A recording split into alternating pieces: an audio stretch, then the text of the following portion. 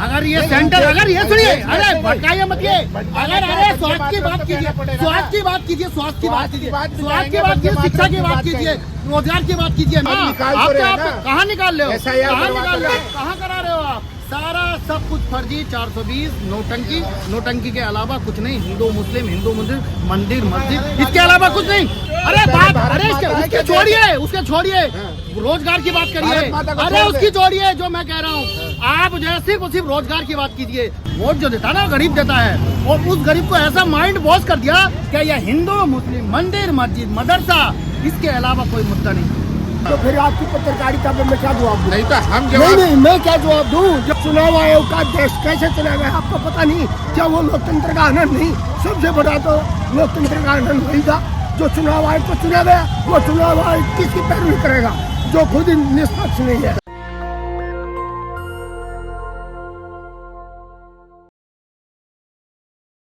बिहार के अंदर चुनाव हुआ और चुनाव से पहले 10-10 हजार रुपए बांटे गए, तो ये डकैती हुई।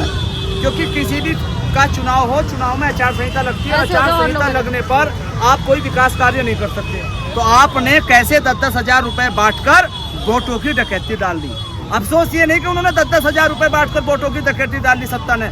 अफसोस इस बात का है कि भारत का निष्पक्ष चुनाव आयोग चुपचाप बैठा रहा, उसको नहीं दिखा कि बिहार के अंदर वोटों की डकैती पड़ रही है और वो उनके खिलाफ कोई कार्रवाई करे।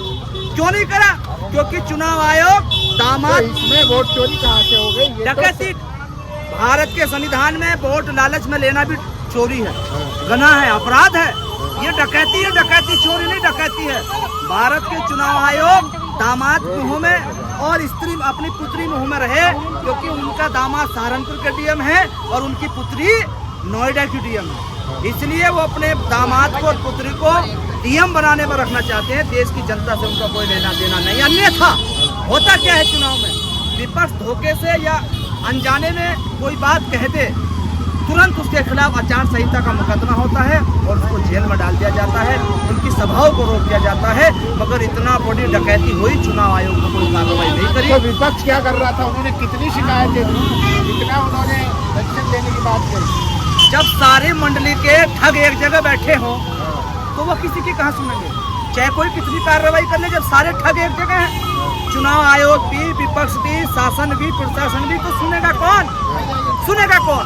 तो इसलिए कोई किसी की सुनने वाला नहीं है। अब तो जनता को उतरना, जैसा जनता ही, ये जनता बुलाई तो गई थी मगर मंगाई नहीं। कांग्रेस के कार्यकर्ता नहीं, कार्यकर्ता नहीं, ये गलत कह रहे हैं। कांग्रेस के तो वो कार्यकर्ताएं हैं, ये बात आपने बहुत सही है। जो कांग्रेस के कार्यकर्ता कुर्ता पजामा तो पहनते हैं मगर जमीन पर काम नहीं करते।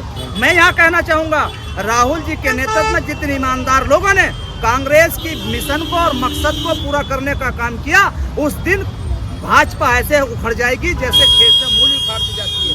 अभी कांग्रेस के जो नेता हैं कुछ, वो अपने बेटा बेटी लाल के सपने नहीं, सपने नहीं, जादू चल रहा है। जादू नहीं सकते। पहली बात तो जादू कोई चीज नहीं होती, आंखों का पर्दा होता है।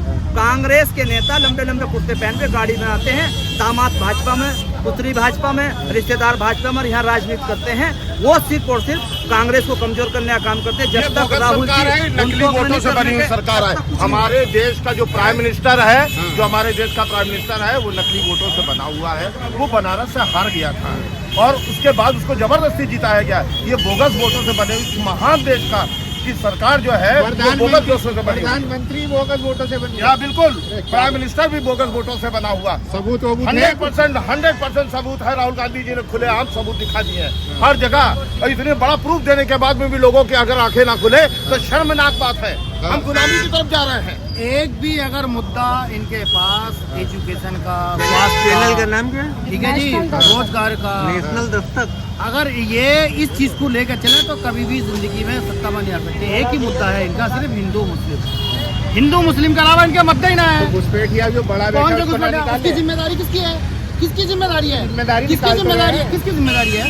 किसकी है? तो क्यों भाई, ये एक आदमी चौकीदार है, मुझे गेट पास दे दिया और अब गेट पे जो है एंट्री नहीं हो रही। पहले से क्या मतलब है भाई? आप किसकी कांग्रेस को आप गा रहे हो 75 साल कांग्रेस, अब अपने जमाने की बात करो ना। आप कहाँ निकाल रहे हो? कहाँ निकाल रहे हो? कहाँ करा रहे हो आप? सारा सब कुछ फर्जी। 420 नोटंकी, नोटंकी के अलावा कुछ नहीं। हिंदू मुस्लिम मंदिर मस्जिद, इसके अलावा कुछ नहीं। और सुनिए, जितने भी गरीब लोग हैं जो वोट देने वाले हैं, वो जो समझदार व्यक्ति है ना, चाहे वो आरएसएस का हो, चाहे वो बीजेपी का हो, चाहे वो भारतीय जनता पार्टी को वोट कभी नहीं देगा। और जो छोटे वाले हैं, जिनको बरगला रखा है ना, देखिए वोट गरीब देता है।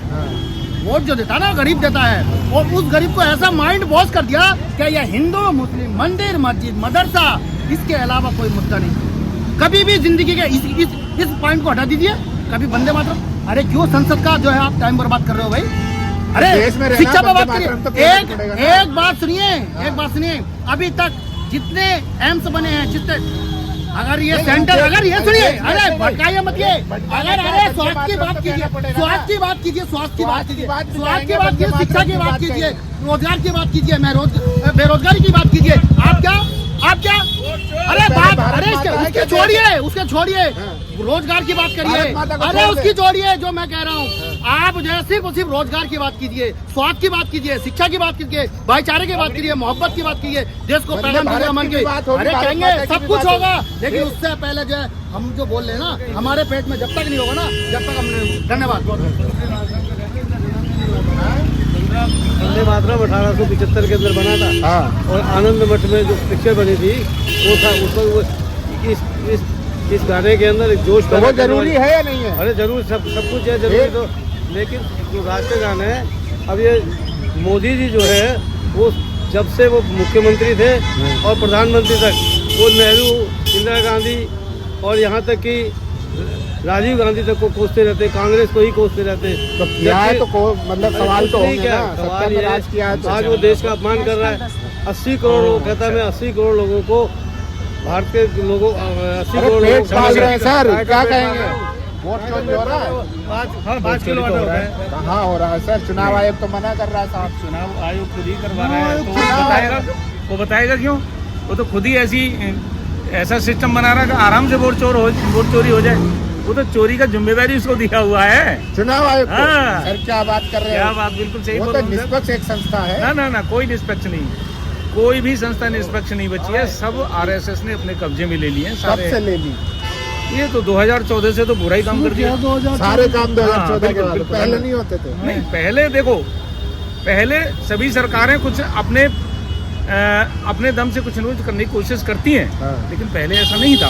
अब तो सरेआम सब कुछ हो रहा है, अब खुले तौर पे हो रहा है। अब खुल्लम खुल्ला हो रहा है। जो बोलेगा उसको अंदर कर देंगे। लेकिन गृह मंत्री राहुल जी को जो है सदन में जवाब देते हैं तो राहुल छोड़ के भाग जाते हैं। नहीं, राहुल छोड़ के नहीं भागते। जो वॉकआउट कर दिया था पूरी कांग्रेस। हाँ, तो संसद में जो चर्चा कर रहे हैं उस विषय पे बात नहीं कर रहे ना। विपक्ष का काम क्या है?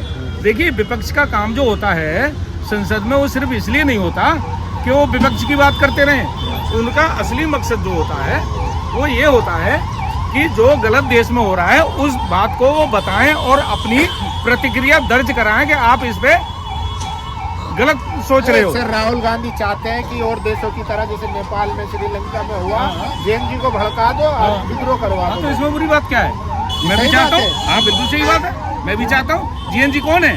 जो यंग ब्लड है वो है। अरे यंग वालों को, यंग की जब एजुकेशन खत्म करी जा रही है, मेरी तो 1 मिनट बात सुनिए। SIR चल रहा है कई जगह। ठीक है। SIR में टीचरों को लगा दिया है। भैया उनकी पढ़ाई का क्या होगा? उन बच्चों का उनका इंतजाम कर दिया आपने? नहीं करा, क्योंकि आप चाहते हैं ये स्कूल बंद हो जाए, आप चाहते हैं ये बच्चे ना पढ़ें। इसकी चर्चा करो ना। तो ये लोग का वेतन भी तो बढ़ा दिया ना। अरे को पे किया जा रहा है। वेतन तो टीचर का बढ़ा दिया। उन बच्चों का क्या होगा जो पढ़ रहे थे? उनके भविष्य का क्या होगा? उनका खिलवाड़ बनाएंगे ना। रील भी तो बन रही है आज। हाँ, ये बात तो है। मोदी जी कहते हैं रील बना के पकौड़ी तल के भी ऐसे मिलते हैं। ये तो बोलते हैं डाटा फ्री में मिल ही रहा है। नहीं, डाटा फ्री में तो सब जगह नहीं मिल रहा। कहाँ मिल रहा है? मुझे तो नहीं मिल रहा। कहाँ मिल रहा है? पहले 50 रुपए का था, फिर 100 का हुआ, 150 का, भी 1000 रुपए में होता है। आटा तो मिल रहा है ना फ्री में? नहीं, तो 5 किलो मिल रहा है ना। वो तो 5 किलो मिल रहा है। 5 किलो से क्या होगा? वो पिसवा भी नहीं पाएंगे उसको। भाई, राम मंदिर बना के वहाँ गुलदाना खाएंगे क्या हम लोग? वहाँ लाइन में बैठ गए तो क्या दिक्कत है? बैठ जाइए लाइन में। नहीं, हम क्यों बैठ जाएंगे लाइन में? हमें कई लाख लोगों को रोजगार मिला। नहीं, कोई रोजगार नहीं मिलता। देखिए, धर्म और विकास, धर्म और विकास दोनों हमेशा उल्टे चलते हैं। ये धर्म है ही नहीं। धर्म होता है मानवता का, एजुकेशन का, विज्ञान का। चाइना को देखिए, बाद में आजाद हुआ, आगे निकल गया। चाइना को पकड़ लो आप। इतने AI चल रहे हैं देश में, आपके पास कुछ भी नहीं है। अभी भी छोटी सी चिप बना के लिए कह रहे हैं हम ये कर देंगे, वो कर देंगे। तो कहाँ है तुम्हारी एजुकेशन वाले? पिछले 5 साल में 9 लाख यहाँ से, यानी per day 5,000 young blood educated वो इंडिया छोड़ के जा रहे हैं। क्या करेंगे यहाँ? अरे सर, बिना तो बेकार कर रहे थे देश को। में कहीं कुछ नहीं होता। अभी पुतिन आया था, लेबर 3 लाख लेबर का ऑर्डर कर दिया। तो वो देखे गया है ना, मजदूरों के लिए। हम मजदूर हैं भाई, सही तो है। दुनिया में जाके भारत का आदमी काम ना, दुनिया में नाक कटवा दी इन लोगों ने। नाक कट गई। हाँ, US डॉलर देखो कहाँ पहुँच गया। जब देश आजाद हुआ था तो बढ़ गया, मजबूत हो गया। 2.5 रुपए का था। अब ये जो कांग्रेस है, ये भी 55 से 60 रुपए के आसपास में इनको दे के गई थी। और मोदी जी गीत गा रहे थे कि जिस देश का रुपया गिरता है वो समझ लो देश गिरता है। अब क्या हो रहा है? अब तो 90 के पार हो गया, डबल हो गया। और वो तो मजबूत हो गया ना। और वो इनके यार जो हैं स्वामी रामदेव जी, वो कहाँ गए? वो 30 रुपए में पेट्रोल दिलवाने वाले थे, इनको लागे। वो कहाँ छुप गए? अब इनको मिल गई जमीनें। तो पेट्रोल क्या, तो ई गाड़ी निकाल रहे हैं, इलेक्ट्रॉनिक। हाँ, ई गाड़ी निकाल रहे हैं, लेकिन ई गाड़ी कौन लेगा? ई गाड़ी का निष्ठान कैसे होगा बैटरियों का? वो तो कुछ न कुछ करना ही पड़ेगा।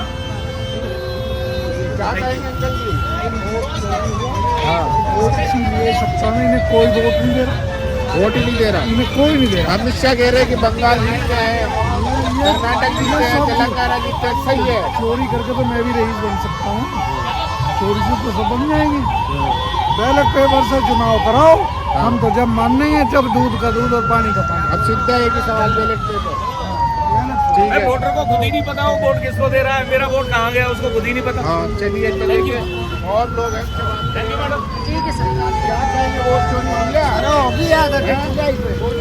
हाँ, बहुत हो गए भाई। किसने करा? ये मोदी और कौन करेगा? मोदी कर रहा। इधर बाइंड अप देखिए, अभी भी भीड़ जो है वो आ रही है। इधर बाइंड अप। कहेंगे सर जी। हाँ, कर भाई का भाई आ जाइए तो साइड में जाम लग रहा है। तो क्या कहेंगे, आज बड़ी संख्या इधर आ में जाइए, लोग इधर। वोट चोरी मुद्दा है। इधर आइए इधर।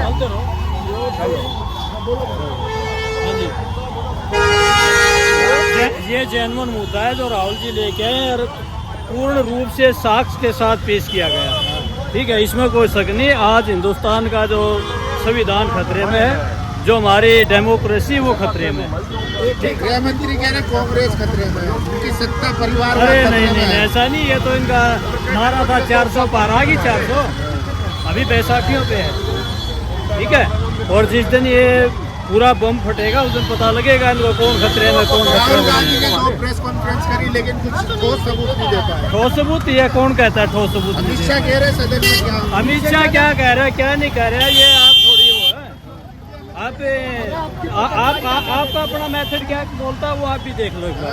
अगर आप इस बात को पत्रकार होते ये नहीं समझते कि उसका ठोस सबूत नहीं है, हाँ। तो फिर आपकी पत्रकारिता पे मैं क्या जवाब दूँ? नहीं तो हम नहीं जवाब नहीं, मैं क्या जवाब दूँ? जब आपकी पत्रकारिता ये सामने कॉल करा, इस कॉल को कॉल न मान ले, तो उसमें हम क्या तो बताएं? चुनाव आयोग ने बता दिया ना, गिलिक का वो टेक्निकल चुनाव आयोग किस तरह चुना गया है?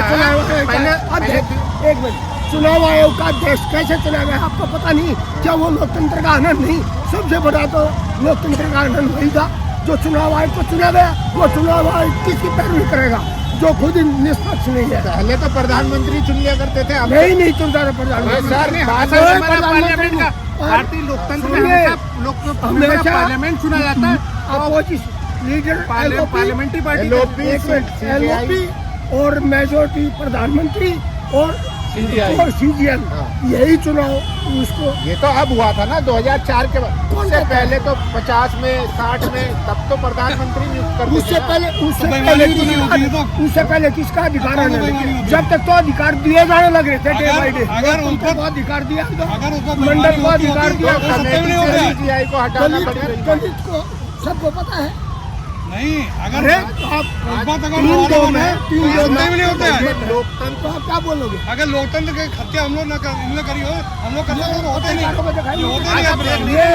आए हुए हैं आप जैसे पत्रकार हैं। आखिर बात क्या है? हर एक आदमी को ये लग रहा है कि हमारे अधिकारों को कहीं ना कहीं छीनने का काम हो रहा है, कहीं नीट का पेपर आउट हो रहा है, कहीं बेरोजगारी, अनएम्प्लॉयमेंट, इतने बड़े बड़े मुद्दे हैं। कारण ये कि आम आदमी पिछड़ा, दलित और बैकवर्ड जो मतलब जो है कहीं पे उनका माइनॉरिटी को उनके अधिकारों से वंचित करने के लिए प्रयास कुछ षड्यंत्र चल रहा है, उसके खिलाफ ये लाखों लोग आज आपको सड़कों पर आप दिखाई दे जैसे रहे हैं। पत्रकार हैं जो आवाज उठाते हैं, जो सोशल मीडिया खत्म हो जाए ना, और तो इस देश के दलित को, पिछड़े को, विक्टिम को कोई अधिकार नहीं मिले, ये धन्यवाद देता हूँ आपको। अब जो आप अपनी इतनी मेहनत से आम जनता की आवाज बने हुए हैं, आप बधाई के पात्र हैं। चलिए तो देखिए, रामलीला मैदान में एक बड़ी रैली थी वोट चोरी के खिलाफ, और लोगों का आना ये बताता है कि वोट चोरी कहीं ना कहीं एक सीरियस इशू है जो देश भर में लगातार बढ़ता जा रहा है, इसकी अवेयरनेस नहीं की जा रही है। और कांग्रेस का प्रोग्राम था बड़ी रैली की, लेकिन जो संख्या आई है लोगों की वो बताती है कि मुद्दा सीरियस है। बाकी आप लोग अपनी राय जरूर दीजिए। कैमरा पर्सन निधि के साथ रामलीला मैदान दिल्ली। नेशनल दस्तक की आपसे गुजारिश है कि अगर इसको बचाना चाहते हैं तो नेशनल दस्तक को सब्सक्राइब करने के लिए रेड कलर के सब्सक्राइब बटन को दबाएं, फिर बेल आइकन की घंटी दबाएं। नेशनल दस्तक को बचाने के लिए बहुत जरूरी है कि हर खबर को शेयर करें, लाइक करें, कमेंट जरूर करें।